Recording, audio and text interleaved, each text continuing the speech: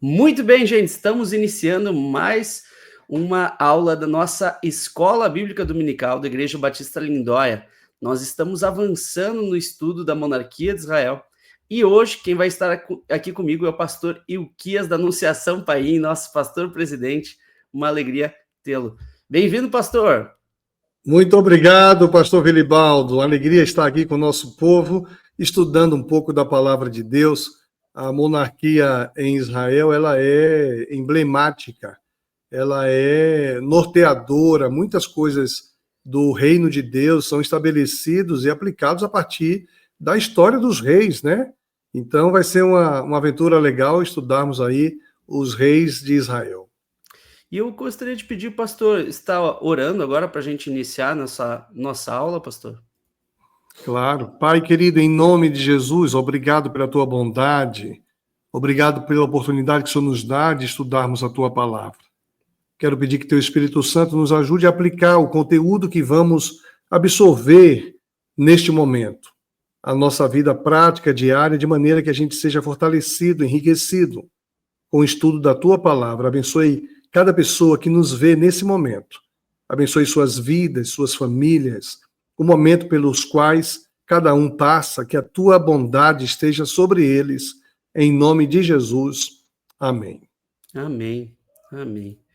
Pastor, semana passada eu estava falando com o meu amigo Licélio, que o pastor conhece, né, que é o autor do nosso material, a gente teve uma aula juntos, e eu estava comentando para ele que é um desafio escrever uma revista assim, né? Ele estava falando que foi algo muito difícil para ele fazer, ele já escreveu livro, já escreveu artigo, mas escrever revista realmente é um desafio, porque você precisa simplificar bastante algumas coisas que são muito grandes, como é o desafio da aula de hoje. A aula de hoje é o Reino Unido Davi. Veja, falar sobre todo o reino, todo o reinado de Davi em uma aula só é um grande desafio, né? Mas eu acho que ele conseguiu trazer muito bem na revista alguns pontos que são algumas lições da vida de Davi para nós, que eu gostaria de trazer agora para nossa reflexão, para a gente pensar junto. Então, na revista, né, a revista Monarquia Israel, EBD3, o Reino Unido, Davi, nosso autor, o professor Ulicélio, destaca alguns pontos, como o primeiro aqui, olha só.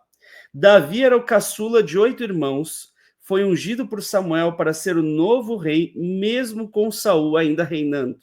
Davi foi escolhido por Deus, mas soube esperar seu tempo de reinar.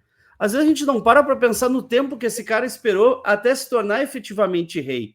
Né? Do momento que ele é ungido por Samuel até muitos anos depois, alguns vão colocar ali cerca de 15 anos depois, ele é ungido pelos anciãos do povo. Até quando os anciãos se referem ao tempo que Davi começou a sua jornada, eles fazem uma referência ao passado. É muito interessante a gente ver esses dois textos bíblicos, né? O primeiro texto bíblico está lá em 1 Samuel 16, 13, que é essa unção por parte ali de Samuel. Samuel apanhou o jarro com óleo e ungiu no meio dos seus irmãos. A partir daquele dia, o Espírito do Senhor apoderou-se de Davi. Depois disso, Samuel voltou para Ramá. Então, veja, aqui a gente já tem essa unção. Deus já declara quem será o rei de Israel. Nós já temos esse rei ungido, ou seja, simbolicamente consagrado como rei. Mas ele não é efetivamente rei. Isso aqui, o Davi era muito novo ainda, né? Os estudiosos vão pensar ali, cerca de 15 anos de idade, era um adolescente, era alguém que era até desprezado, né, pelos seus irmãos por conta da sua baixa idade, sua baixa estatura. Mas o tempo passa. E aí vão colocar 15 anos depois, a gente pula vários capítulos e chega lá em 2 Samuel, capítulo 5. E aí a gente tem os versos de 1 a 3, nos quais dizem assim: representantes de todas as tribos de Israel foram dizer a Davi em Hebrom: somos sangue do teu sangue. No passado, mesmo quando Saul era rei, eras tu quem liderava Israel em suas batalhas.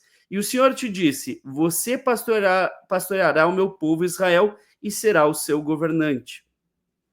Então todas as autoridades de Israel foram ao encontro do rei Davi em Hebrom, e ele fez um acordo com eles em Hebrom perante o Senhor, e eles ungiram Davi, rei de Israel.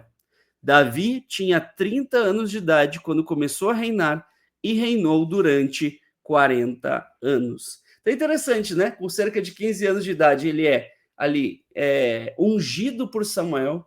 Com 30 anos, ele é ungido por todo o povo. Então, são 15 anos ali de distância. Mas veja, o que são 15 anos para alguém que depois reina mais 40 anos? Então, Davi sabia que aquilo que é vontade de Deus seria feito na vida dele e ele soube esperar o momento certo. Ele soube não apressar as coisas. E eu fico pensando, né, pastor Luquez, como isso é uma grande qualidade de um líder. Um líder, ele precisa enxergar o tempo de Deus, ele precisa esperar o tempo certo para as coisas, ele precisa não apressar, né, não colocar, como a gente diz, né, a carroça na frente dos bois. E é uma qualidade que a gente vê em Davi, a gente deve aprender com essa história também, né, pastor? Com certeza. Agora, de onde vem essa capacidade de espera?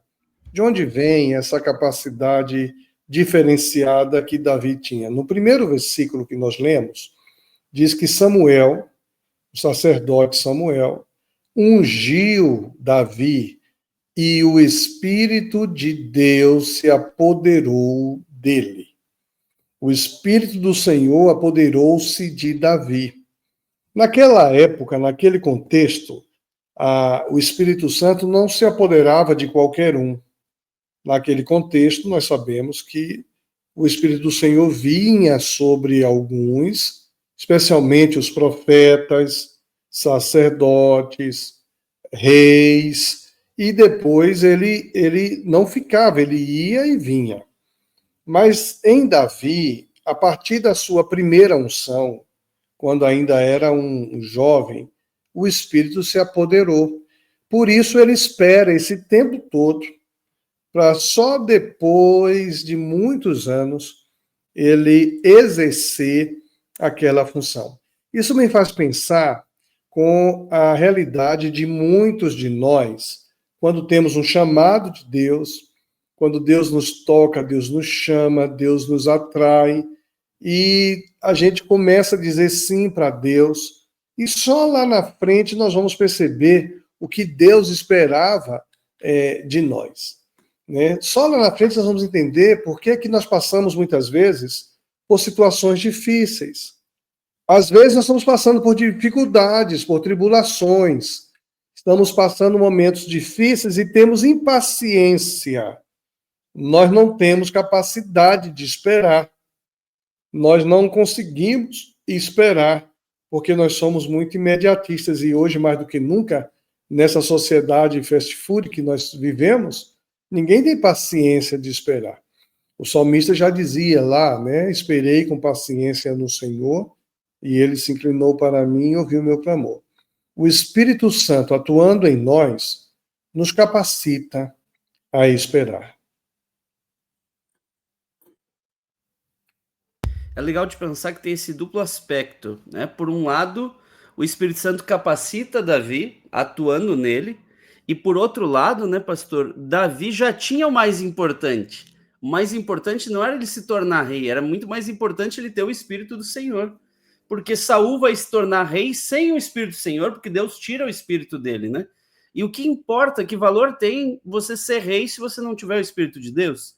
Então, Davi também não tem pressa, na minha leitura, porque ele entendeu que o mais importante, aquilo que ele mais deveria precisar e querer, ele já tinha ali.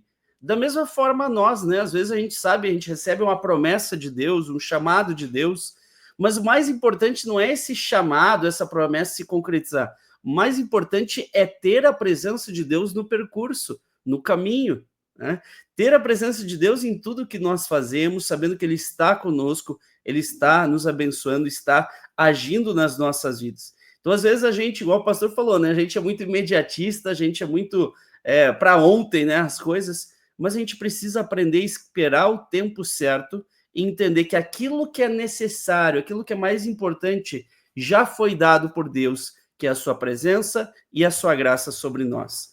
E essa é uma lição muito forte de Davi, né? E eu gosto de olhar esses textos, né? O texto de 2 Samuel é bem curioso, né? Porque ele fala assim, os anciãos estão falando, né? No passado, mesmo quando Saul era rei, eras tu quem liderava Israel em suas batalhas. Então há também esse aspecto que Davi vai naturalmente assumindo a função de liderança, mesmo sem ter o cargo. Então Davi também entendia que mais importante do que ele ter o cargo era ele exercer a função que Deus lhe delegou. Da mesma forma também eu penso, né, pastor, na questão do ministério pastoral. Quantos pastoreiam antes de se tornarem pastores, ter o título pastor? Porque entendem que o mais importante, né, se Deus os chamou para serem pastores, o mais importante não é você ir lá e fazer o concílio e ter o título, o PR antes do nome. A gente está aqui, ó, com o PR antes dos nossos nomes aí.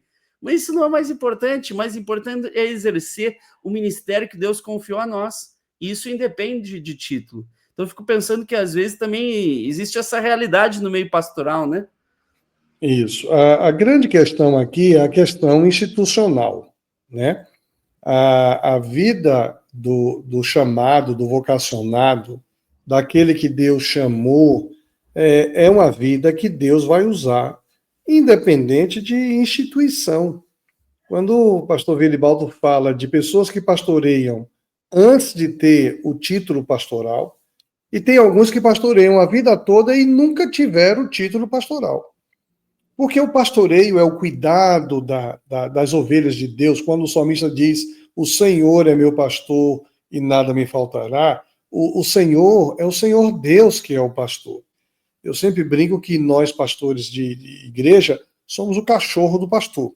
Né? Diz que na tradição judaica, todo pastor em Israel tinha junto de si um cachorrinho, e o cachorrinho ajudava a reunir as ovelhas quando elas estavam muito distantes.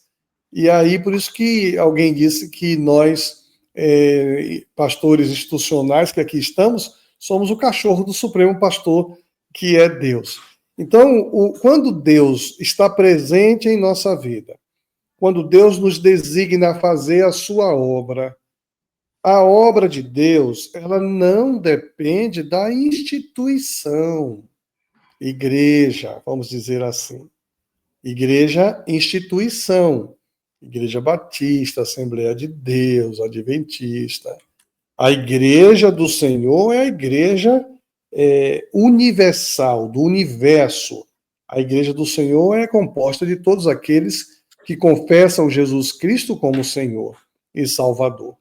Então, na sua igreja, na igreja universal, mundial, global, na igreja espiritual, Deus vai usar várias pessoas. E, às vezes, até aqui na igreja institucional, na Igreja Batista em Lindóia, Deus usa pessoas como pastores que não são nós pastores. Eu me lembro que uma vez, Vili, uma pessoa chegou para mim e disse, pastor, eu preciso que o senhor converse com fulana de tal sobre isso, isso e isso. Eu disse, olha, eu queria sugerir que você conversasse com ela, porque ela ouve a sua voz e não a minha. E Jesus explicando sobre o pastoreio, diz, eu sou o bom pastor conhece as suas ovelhas conhecem a sua voz e as escuta. Ou seja, ela é mais ovelha sua do que minha, porque ela ouve você, ela escuta você, ela não escuta a mim. Então, às vezes, nós confundimos a função sacerdotal, a função pastoral, a bênção que nós somos no reino de Deus, porque nós não temos uma função institucionalizada, nós não temos uma consagração, um título pastoral, mas Deus está sempre procurando por pessoas que o adorem em espírito e em verdade, e quando ele encontra esses adoradores que adoram em espírito e em verdade, ele usa no seu reino.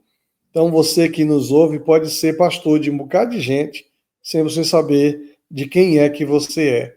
Mas na hora que Deus confiar a você alguém, conte com a unção, com a presença de Deus na sua vida.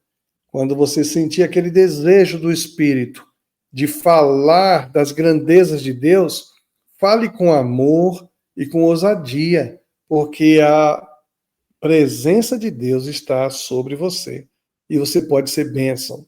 Bênção para um cônjuge, bênção para um filho, para os pais, para os amigos, para o vizinho. Deus sempre usa, independente dos títulos institucionais. Amém. E isso é fundamental, né, pastor? Eu sempre gosto de falar sobre o meu trabalho na FAPAR, e eu sempre digo, é ministério também. E lá, mesmo que eu seja professor, eu acabo pastoreando os alunos, né? E até tempo atrás eu tive uma situação um pouco complicada para mim, quando eu estou dando aula também de um curso de história, pastor. Então, aula ao vivo. A faculdade tem a seguinte orientação: lá é uma faculdade cristã, né, que é o Seminário do Sul, só que o curso é de história, não é de teologia. Então, a orientação que eles me deram é para eu não ser, como é que se diz, não ser tão pastoral na minha aula, né? Mas é difícil para mim. Quando eu vejo, tô falando, e aí, gente, como é que vocês estão? O que Deus está falando no coração de vocês? Deus abençoe, né? E é a minha tendência. Por quê? Porque a gente acaba pastoreando, e é isso que a gente faz. Então, dando aula, eu pastoreio, e é até difícil desligar, né, o botão de pastorear. Por quê? Porque eu tenho muito claro o chamado de Deus na minha vida, pastor, o que sabe, né? Tempo atrás a gente estava conversando sobre isso, inclusive, né, pastor? Sobre essa questão de dar aula, de pastorear, qual o chamado de Deus. Mas eu vejo esse texto e eu penso muito nisso, né? O texto no qual o povo fala, né? E o Senhor te disse, falando isso aqui para Davi, você pastoreará o meu povo Israel e será o seu governante. Então veja, a função de Davi como rei não era ele ter privilégios, não era essa questão, não era ele ser rico, era ele ser rei para pastorear o povo de Israel. Da mesma forma, nós, pastores, professores, seja quem for, a questão não é o privilégio que vem com isso, não é o cargo, a função, qualquer outra coisa, mas na verdade é um privilégio de podermos pastorear o povo que Deus nos confiou. E para isso a gente precisa se preparar. Quando eu olho o versículo 4, Davi tinha 30 anos de idade quando começou a reinar e reinou durante 40 anos. Então Davi não precisava ter pressa para começar a reinar. Ele tinha uma caminhada para chegar nesse momento aqui. Foram cerca de 15 anos, muito provavelmente, até ele começar com 30 anos e reinou 40 anos até os 70 anos. Muitas vezes as pessoas têm pressa, mas veja, há também um caminho de preparação. 30 anos de idade me faz pensar no próprio Jesus Cristo, e é curioso que Jesus poderia ter começado a ensinar desde muito cedo, porque em Lucas a gente vê ele ali, né, com seus 12 anos de idade, já ensinando os mestres da lei em Jerusalém, mas ele começa o seu ministério com 30 anos de idade, porque tudo tem um tempo certo na vida da pessoa também. Então, algumas pessoas, elas acabam não enxergando esse momento certo em suas vidas, né? Elas querem apressar, querem fazer tudo para ontem, mas há um momento certo na vida de cada um, né? Há um momento para reinar e há um momento também para não reinar, como era o caso de Davi, né? Agora, uma coisa interessante, pastor Vilibaldo, nesse versículo 4, diz que ele tinha 30 anos de idade quando começou a reinar. No versículo anterior, não diz que ele reinava, né? O povo reconhecia a liderança dele nas batalhas. Ou seja, liderar a batalha não é reinado, né? Então, às vezes, a gente começa a ser preparado enfrentando batalhas. Nós enfrentamos uma batalha, vencemos uma batalha, começamos a liderar batalhas e a gente começa a acumular vitórias para depois chegar em um contexto maior. Trazendo para uma aplicabilidade assim bem pessoal, né? A gente começa a ganhar, vencer uma batalha. Por exemplo, aquele que é novo convertido, que está começando a vida cristã agora, ele tem algumas limitações, algumas dificuldades que os acompanha e ele começa a vencer aquelas batalhas. Eles começam a liderar nas batalhas, muitas vezes a batalha do vocabulário, porque ele usa um vocabulário chulo, ele usa palavrão. Depois ele começa a vencer a batalha do vício, porque ele nutria um vício, a batalha de falar mal dos outros. Então, assim, vai começando a vencer as batalhas até que ele chega em um estágio onde o reinado de Deus sobre ele é pleno e ele começa, então, a ser um agente do reino. Agora, há quem diga que Davi vai ser uma espécie de preparação para Jesus, né? E quando você diz que ele começou a reinar com 30 anos, e Jesus começa o seu ministério também com 30 anos, ele é o leão da tribo de Davi. Jesus é o leão da tribo de Davi. É aquele que reinou e que reina ainda hoje. Então a gente começa a perceber que, embora estejamos estudando um texto histórico, que fala da história da nação de Israel, que fala da história de um grande rei de Israel, esse grande rei é um protótipo daquele que é o Rei dos Reis, Senhor dos Senhores, que é Jesus o Salvador.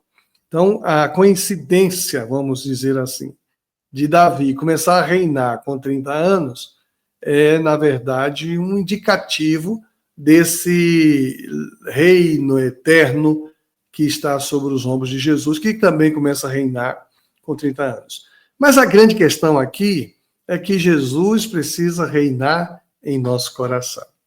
Jesus precisa reinar em nossa vida. A presença de Deus em nós é fruto do reinado de Deus sobre nós. Tempo atrás eu estava vendo um estudo sobre a oração do Pai Nosso, que na oração do Pai Nosso a gente fala, né? Venha a nós o vosso reino, seja feita a tua vontade, sim na terra como no céu.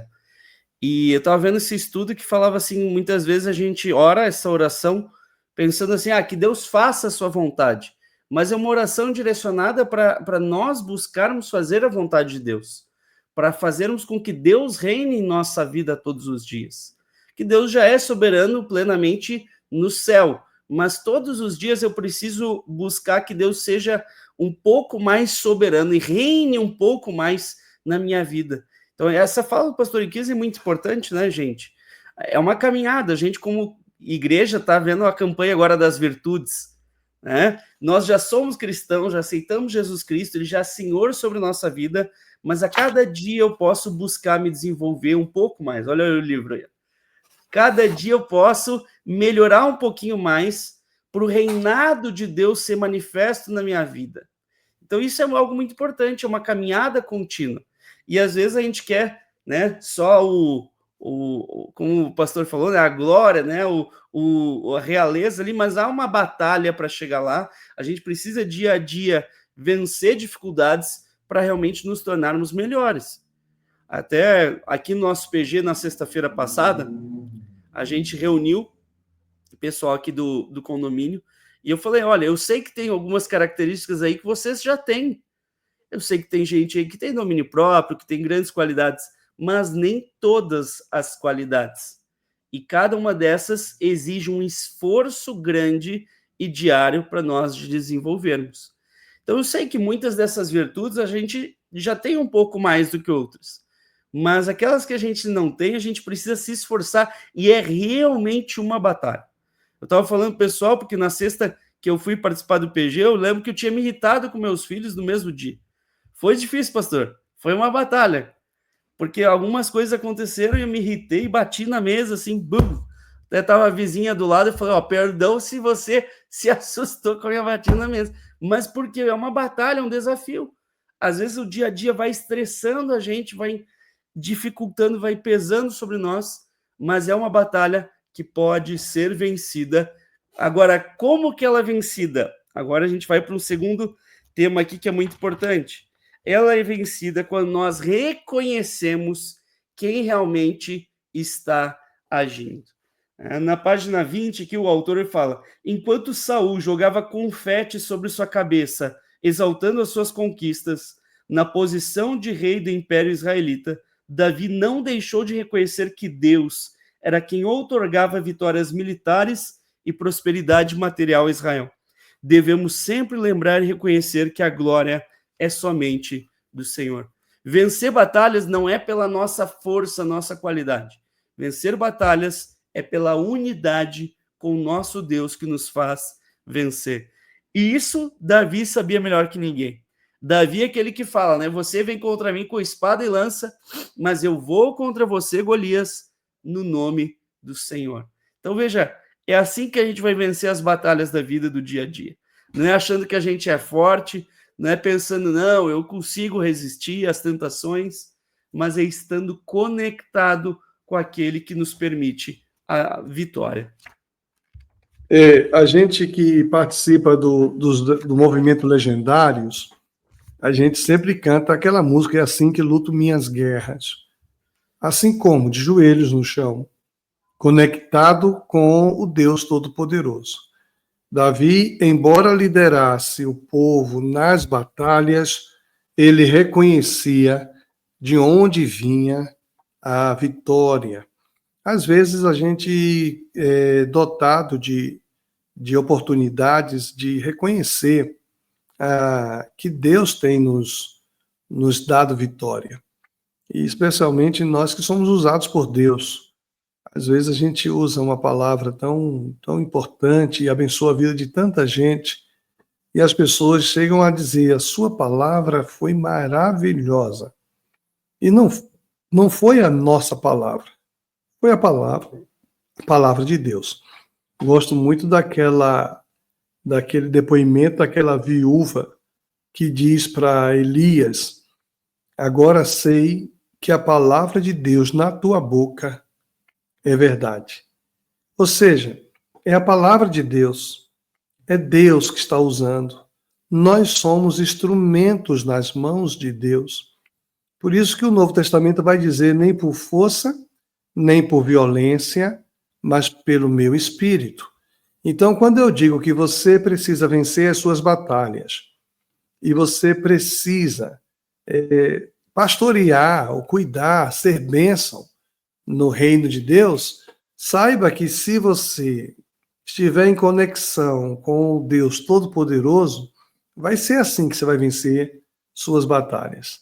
E em conexão com Deus Todo-Poderoso, Deus vai usar a sua vida, vai usar o seu corpo, sua fala, sua voz, mas não esqueça, é Ele, e é para Ele.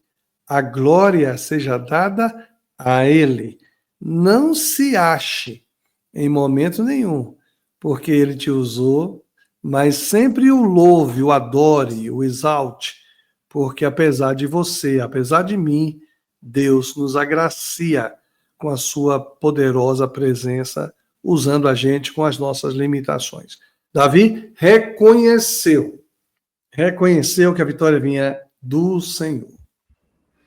E eu fico pensando, pastor, se a gente fosse perguntar para Davi, né? Davi, qual que foi a maior batalha da sua vida? Foi contra Golias? Foi contra tal povo, tal outro povo? Eu acho que a resposta dele seria a luta dele contra o pecado, que foi algo assim fortíssimo também, porque Davi não era um santo, não era uma pessoa perfeita, mas era um pecador. Só que ele percebia o pecado na sua vida e buscava lutar contra o pecado através do arrependimento. E eu fico pensando como isso marcou a vida dele, né? Se tem uma característica marcante em Davi, é essa, né? A gente poderia dizer que ele é um grande guerreiro. Tudo bem, mas tem vários guerreiros importantes e fortes. O próprio Golias, com certeza, era um grande guerreiro, né? Mas agora ele não era apenas um guerreiro desse tipo de batalha. Ele era alguém disposto a lutar contra o pecado através do arrependimento também. É alguém que pecava, mas que se arrependia. Na revista, o professor Licério diz, Davi se arrependeu dos seus pecados depois de ser confrontado, dando início à sua restauração. O arrependimento é o caminho para que isso aconteça. Sem arrependimento não pode haver restauração. Daí ele fala que Davi é considerado um homem segundo o coração de Deus. A resposta para o questionamento, né, do que isso significa, é que Davi, ao pecar, era tomado de um verdadeiro arrependimento, de coração quebrantado, tristeza por seu pecado e deliberação de fugir dele. Então essa foi a grande luta de Davi, uma luta contra ele mesmo. Ele tinha plena consciência de que o maior inimigo, o maior opositor dele era ele mesmo. E ele compreendia que nessa luta dependia da graça de Deus. Da mesma forma, nós também. Não adianta a gente se iludir, gente. Achar que a gente vai vencer a luta contra o pecado se a gente não tiver o poder de Deus, a graça de Deus, o Espírito de Deus. É Ele que nos permite vencer o pecado, é Ele que nos permite vencer essa batalha também, né? E aí, quando o pastor Ilquias falou, né, da música, né, é assim que eu luto as minhas guerras, eu pensei não só no modo que a gente luta, mas quais são as nossas guerras mesmo. Os desafios do dia a dia, a gente vencer a nós mesmos. De ouvir meus filhos, mas não tratar eles com rispidez, mas com amor. De eu ouvir minha esposa me pedindo algo e eu não desprezar, descartar, mas eu entender a dificuldade e a necessidade dela. Então, todos os dias nós temos lutas que não são só, sei lá, a doença, né? Igual aqui em casa tem condições também de doença, às vezes por causa das crianças. Não é só a dificuldade financeira, mas é muitas vezes a luta contra nós mesmos, uma luta interna na qual nós dependemos do nosso Deus também. Por isso que Davi chega a dizer: sonda-me, ó Deus, e vê o meu coração, vê se há em mim algum caminho mau. Ou seja, a principal luta de Davi era consigo mesmo, como o pastor Viribaldo falou. A luta contra o pecado, a luta contra o ego, contra a vaidade, contra o orgulho. E eu começo a perceber que todos nós lutamos contra isso o tempo todo.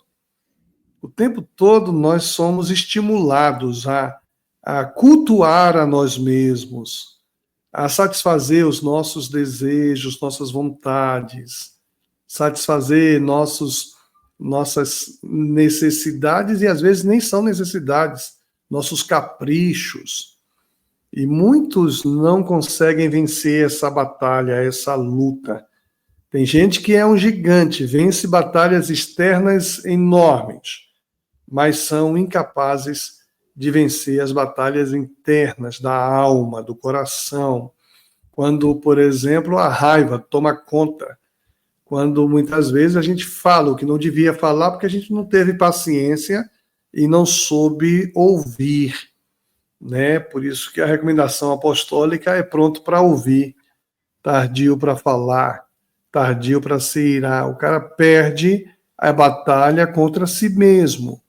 E mesmo Davi, que como todos nós, lutou batalhas pessoais ferozes, em algumas delas ele perdeu, mas ele, segundo o coração de Deus, ele tem essa capacidade de reconhecimento, de pedir perdão, de fazer o caminho de volta. Por isso, você que nos ouve deve olhar para dentro de si mesmo e reconhecer as batalhas que você vem travando. E a presença de Deus ajuda a gente a vencê-las. A gente vence as batalhas quando a gente luta com as armas de Deus. E as armas de Deus, elas são muito mais comportamentais do que físicas, né? A humildade, a paciência, a sabedoria, o domínio próprio, a mansidão.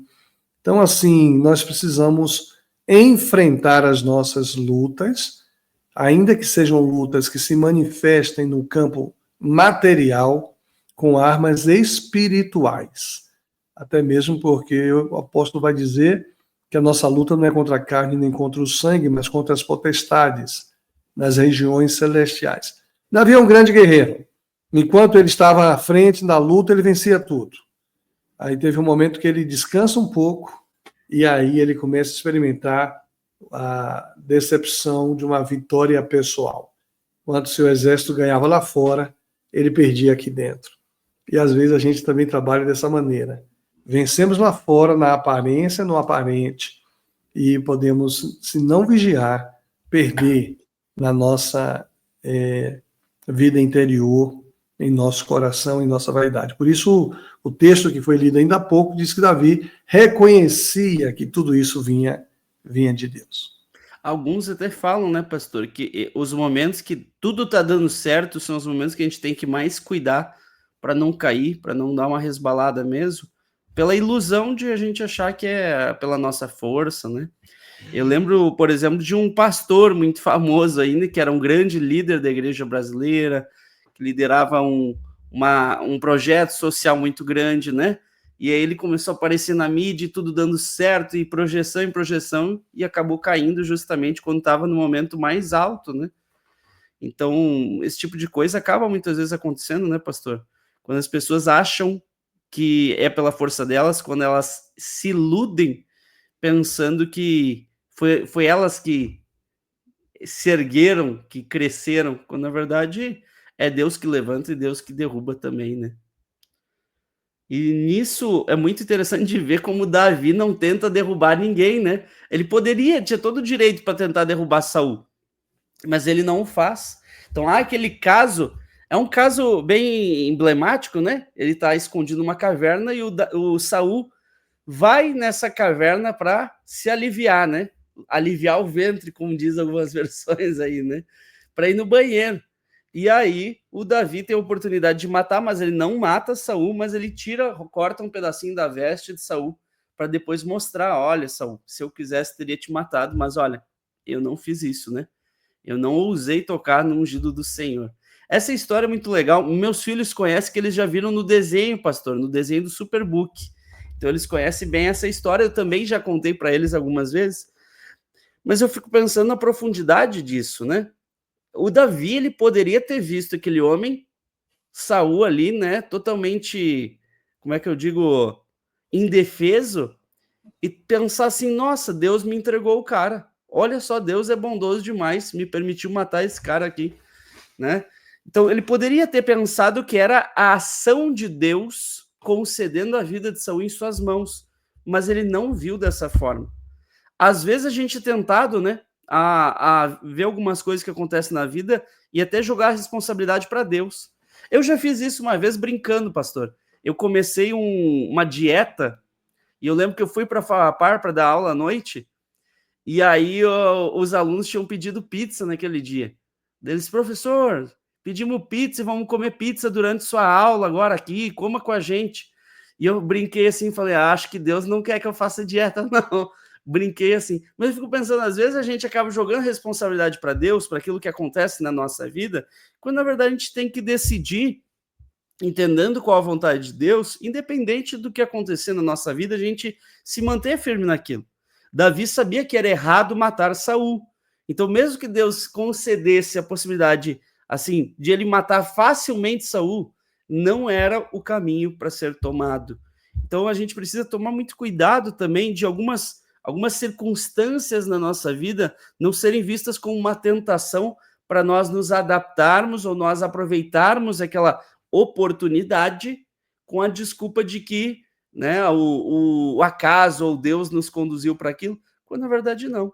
Então, esse exemplo de Davi eu acho assim extraordinário.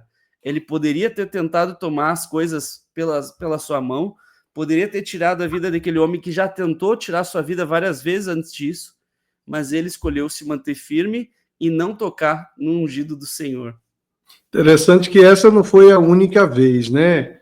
Em 1 Samuel 26, versículo 7, diz exatamente isso. Assim, naquela noite, Davi e Abissai entraram num acampamento de Saul e o encontraram dormindo no centro do acampamento, com a sua lança fincada no chão, perto da sua cabeça.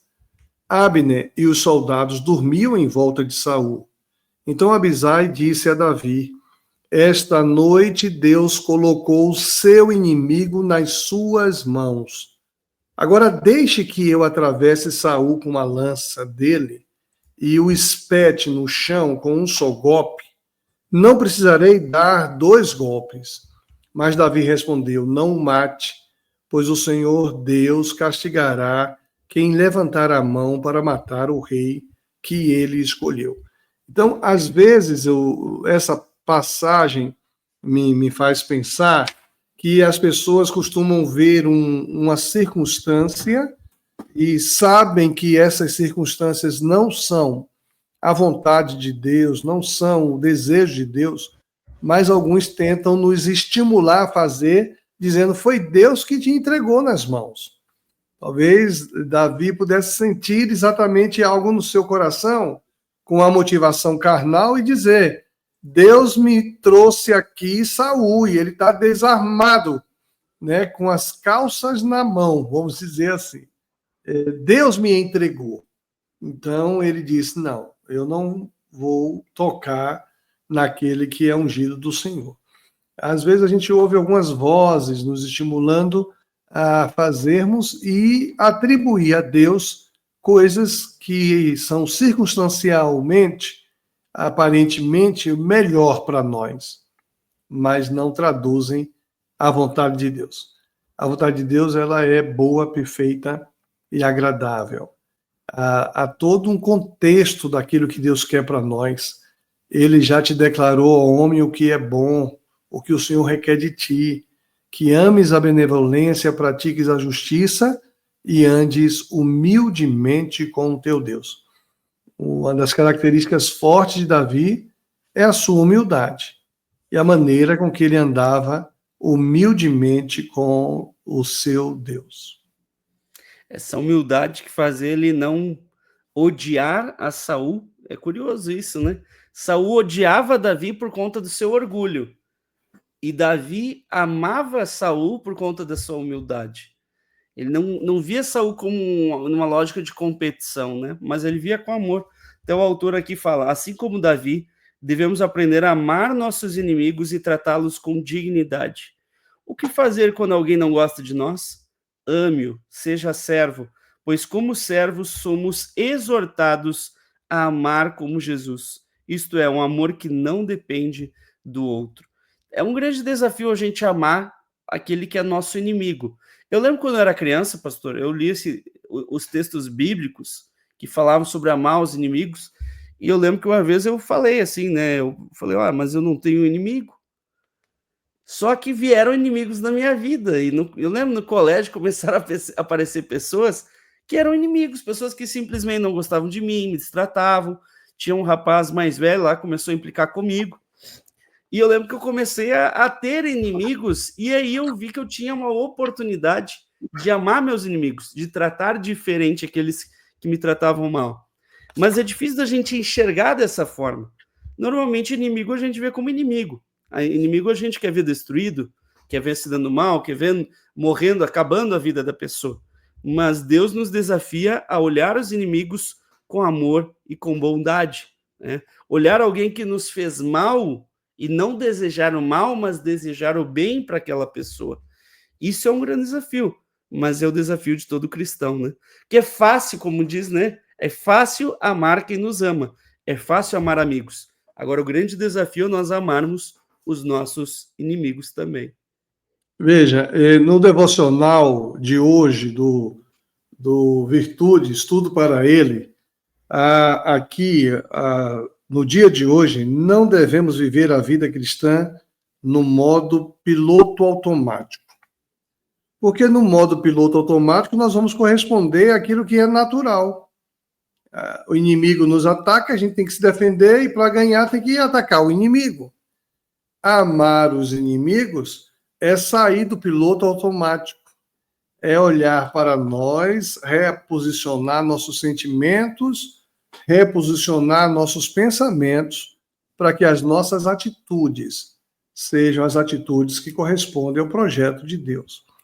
E Davi é uma pessoa assim, é uma pessoa que anda segundo o pensamento, o coração de Deus, a vontade de Deus. Ainda quando ele não tem consciência do seu pecado que Natã denuncia, ele se enfurece. Traga aqui esse homem, né? Traga aqui esse homem. És tu, ó rei, esse homem.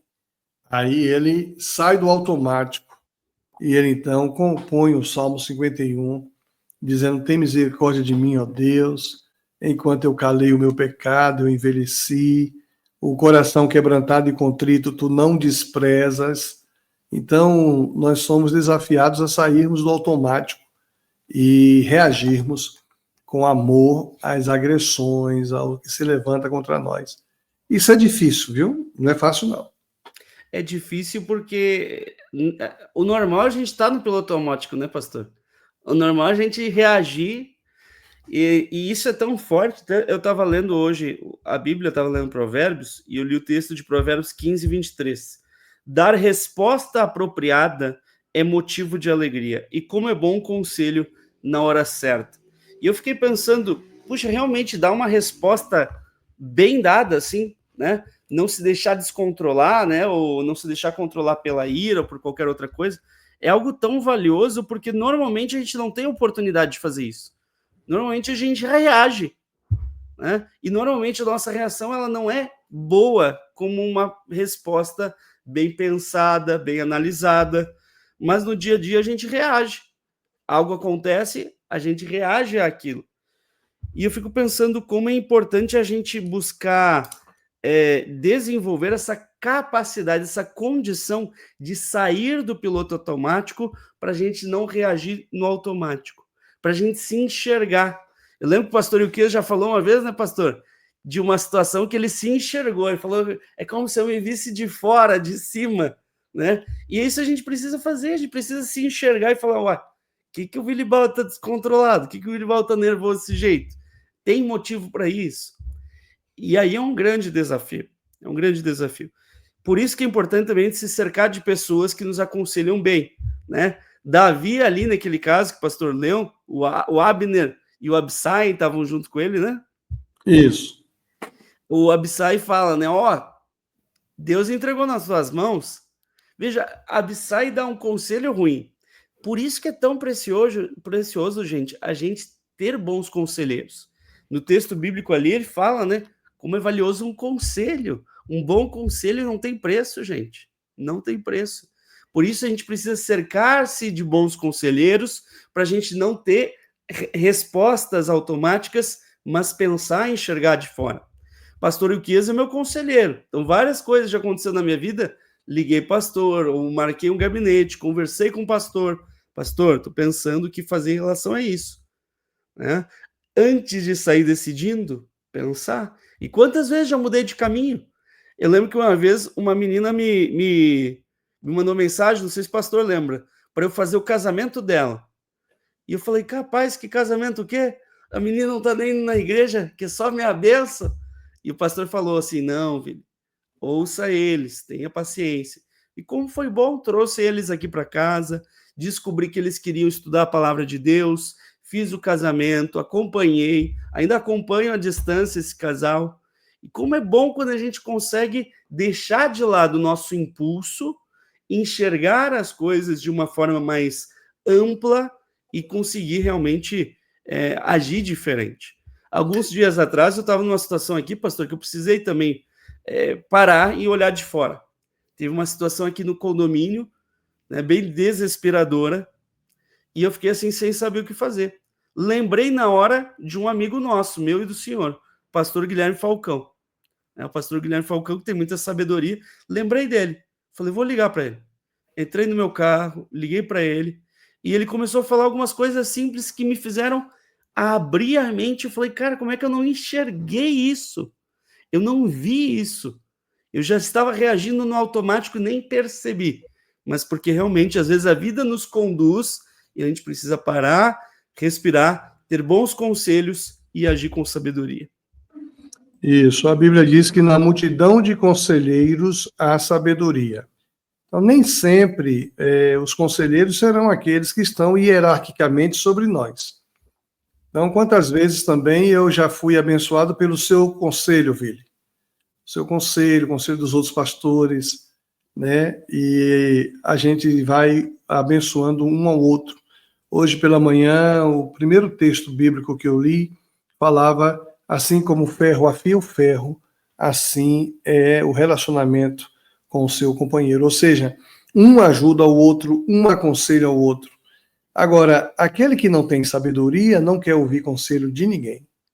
Ele faz o que está na sua cabeça, e muitas vezes nem na cabeça está na sua reação. Reage no automático. Na multidão de conselheiros, há sabedoria. Se você precisa de conselheiros, busque conselheiros temente a Deus. Mas lembre que também você pode estar na condição de ser conselheiro para alguém, né? Do mesmo jeito que alguém te abençoa te aconselhando, você abençoe os que você aconselhar também. Isso é fundamental, né? Deus vai conduzir, gente. Deus vai conduzir. Deus conduz as pessoas para nós, Deus conduz aquilo que a gente tem que falar, a gente tem que crer nessa direção do Espírito Santo de Deus. E eu acho que um outro tema aqui importante da gente trazer, pastor, é a colocação do nosso amigo Licélio, falando o seguinte: Davi nos ensina que líder é aquele que serve, e mesmo sendo rei, não domina sobre os outros. As pessoas o seguiam, mesmo em fuga e se escondendo. Davi liderava um exército por amar Israel e ser fiel ao Senhor. Então é bem curioso da gente pensar que Davi teve aqueles que seguiram ele, mesmo ele sendo um perseguido, um fugitivo. Ele realmente era um líder tão assim, claro na mente daquelas pessoas. As pessoas realmente viam que Davi era o verdadeiro líder, que Davi havia sido escolhido por Deus, ao ponto de seguirem ele, mesmo que isso tivesse implicações negativas. Mesmo que isso significasse padecer, sofrer, estar longe de casa, ficar em cavernas. E é interessante a gente pensar como a liderança é algo muito forte. É uma responsabilidade gigantesca, né, pastor? Porque o líder, ele conduz as pessoas ou para a vida ou para a morte. Nós que somos líderes, pastores, a gente sente o peso disso. Mas não é só o pastor que é um líder. Na igreja, né, pastor, quantos líderes existem ali? Líderes instituídos, que estão à frente de ministérios, e líderes naturais. Pessoas que têm uma capacidade de liderança, que conduzem, atraem pessoas e que conduzem às vezes para o bem ou às vezes para o mal. É interessante a gente ver, às vezes a gente conversa, né, pastor, sobre os membros da igreja, e tem pessoas que a gente fala, olha, tal pessoa é um líder nato. E realmente, assim, que tem uma capacidade de liderança muito forte. E isso pode ser para o bem ou pode ser para o mal. E assim como tem o líder, tem os liderados também. Tem aquelas pessoas que são conduzidas por outras. Eu lembro quando eu era pastor de adolescentes, tinha um adolescente que a gente um dia chegou para ele e falou assim, olha, você é um ótimo rapaz, mas você tem escolhido seguir os líderes errados. Você tem escolhido ser conduzido por pessoas erradas para caminhos errados. Escolha quem você quer seguir. E esse rapaz mudou completamente de vida. É um rapaz hoje que, graças a Deus, é um jovem bênção, é bênção na igreja, é bênção na família dele, é alguém que está fazendo a vida dele realmente fundamentado na palavra e na vontade de Deus, mas porque ele escolheu deixar de seguir pessoas erradas para seguir as pessoas certas. Então, liderança não é brincadeira, gente. Liderança é algo que conduz para a vida ou conduz para a morte. E às vezes nós escolhemos líderes sobre nós de maneira equivocada, né? Quando você compartilha essa experiência, você ajudou ele a enxergar que a escolha estava nas mãos dele. Igual aquela palavra, né, de Josué, escolhei hoje a quem servir. Eu e a minha casa serviremos ao Senhor. A escolha faz parte da vida humana. Nós somos desafiados e chamados a servir, escolhendo servir com alegria, escolhendo servir com segurança, escolher servir. Agora, existem líderes que dirigirão pensamentos, e nessa época de Instagram, de Facebook, tem muita gente escolhendo ser liderado por pessoas que não abençoam, né? Pessoas que muitas vezes distorcem. Nós vivemos um momento em que a gente fala de fake news, né? de informações falsas. Liderança é uma responsabilidade tão grande, muita gente não faz ideia disso. Por isso que Deus nos orienta a seguirmos líderes tementes a Deus. Quando o justo governa, o povo é abençoado. Quando o ímpio governa, o povo geme. Ou seja, a gente precisa escolher nossos líderes e caminhar na dependência de Deus, inclusive orando pelos nossos líderes. Então, não só na igreja nós temos pessoas que nos lideram. Tem gente nos liderando no trabalho, na sociedade, nos governos humanos. e a gente precisa realmente entender que esses que nos governam nem sempre nos lideram, especialmente se não há temor do Senhor ali, né? E a gente tem que ter muito cuidado com essa questão de quem é que a gente segue. Até mesmo porque tem muita gente seguindo alguns salvadores da pátria e os caras não são nada daquilo que aparentam ser também. Então, muito cuidado com quem tem seguido, o que você tem seguido, quem é o líder que tem liderado você e que tipo de líder você também é, porque você pode ser um líder abençoador ou um líder destruidor também, né? E algumas pessoas não sabem que são líderes, né? Não veem a responsabilidade delas, né? Naquilo que elas falam, né? Que elas conduzem outras. Eu lembro que tempo atrás tinha um podcast que os rapazes, né? Dois co-hosts ali, falavam tudo que vinha na cabeça, né? Falavam qualquer coisa que vinha na cabeça e alguém visitou eles e falou: olha, isso aqui não é um boteco, isso aqui, o que vocês falam tem repercussão, tem milhões de pessoas assistindo, então o que vocês falarem aqui tem um grande peso. E acontecer de um daqueles dois co-hosts falar uma fala bem indevida, claro, também foi um pouco manipulada assim, a interpretação, mas assim, houve um grande cancelamento e realmente uma repercussão gigantesca negativa. Por quê? Porque eles estarem ali não é um boteco. Eles estarem ali falando é algo que influencia milhões de pessoas e tem um peso muito grande. Então, mesmo que eles queiram fazer uma conversa mais descontraída, eles precisam saber que as falas deles ali têm consequências. Então, a gente não pode falar qualquer coisa. Eu e o pastor Ilquias, por exemplo, estamos aqui, estamos conversando, estamos estudando a Bíblia. A gente não pode vir e falar qualquer coisa. A gente tem que vir com um estudo, tem que vir trazendo nossa experiência, tem que vir aqui para apresentar realmente aquilo que a gente acredita, porque isso vai fazer diferença na sua vida. Isso é o que você está consumindo assistindo aqui essa aula. E por isso é tão importante o líder assumir a responsabilidade e não se isentar. Da mesma forma, a escolha de líderes que o pastor está falando, gente, isso aí é fundamental. Hoje em dia, o que mais tem é pessoas falando sobre Jesus, pregação, evangelho na internet. Tem muito. Então a gente tem que aprender a filtrar, fazer filtro, selecionar o que é bom e deixar de fora o que é ruim. Tá? Porque aquilo que a gente estiver consumindo vai nos direcionar e vai nos afetar. A Ju aqui, pastor, ela gosta muito de uma mulher que ela fala sobre família, criação de filhos e tudo. E é uma mulher presbiteriana. E aí, tempo atrás, eu falando com a Ju, e a Ju falando de teologia comigo, eu falei: amor, você tá mais presbiteriana que você imagina. Você tá ouvindo muito aquela mulher lá. Ela, não, nada a ver. Eu falei: não, ó, quer ver? Vê tal ponto, na visão batista é assim. Ela, é verdade, né? Acho que eu tô ouvindo demais ela. Eu falei: pois é, não é ruim, é uma ótima pregadora, é realmente uma bênção, só que há uma influência não só naquilo que a gente percebe, mas existe uma influência daquilo que a gente nem mesmo percebe. Uma influência a nível de linguagem, de pensamento, de forma de falar.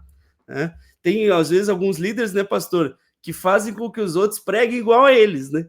Na Lindóia, eu acho que não tem isso assim, porque cada um prega de um jeitinho diferente, né? Mas tem algumas igrejas que tem o pastor titular que os auxiliares pregam igualzinho, cara. Por quê? Por causa da influência dele como líder, gera esse espelhamento e as pessoas querem imitá-lo, querem ser como ele. Então a gente tem que saber a responsabilidade de pessoas nos vendo, de sermos figuras públicas, de sermos espelho para muitos também, né? Isso, e Davi para nós é uma inspiração, né? Cria em mim, ó Deus, um coração puro, renova em mim um espírito reto. Ele começa a pedir a Deus sabedoria e inspiração para ser um líder abençoador. Deus quer ver em nós líderes abençoadores, como Davi foi em todo o seu reinado que repercute até hoje. Esse é o propósito, né? E Davi nos serve como espelho, então. Gente, quantas lições da vida de Davi, olha que a gente só começou, dava para fazer muito mais, né? Uma lição é pouco para a gente pensar a respeito de Davi, mas realmente a lição maior de Davi ele era alguém que buscava a vontade de Deus. De tudo que a gente falou aqui, o que fica para nós? fica a seguinte lição: nós precisamos buscar fazer a vontade de Deus. Pode ser que aquilo que nós esperamos demore para acontecer. Pode ser que aquilo que a gente recebeu de promessa de Deus venha levar um tempo. Pode ser que a gente encontre dificuldades, tenha batalhas, mas nós devemos buscar a vontade de Deus para a nossa vida. Dia a dia, escolha a escolha. Esse é o legado de Davi e eu espero que seja o nosso legado também para aqueles que vierem depois de nós. Deus abençoe sua vida, um grande abraço e prossiga agora conectado conosco aí no culto. Um abraço, gente.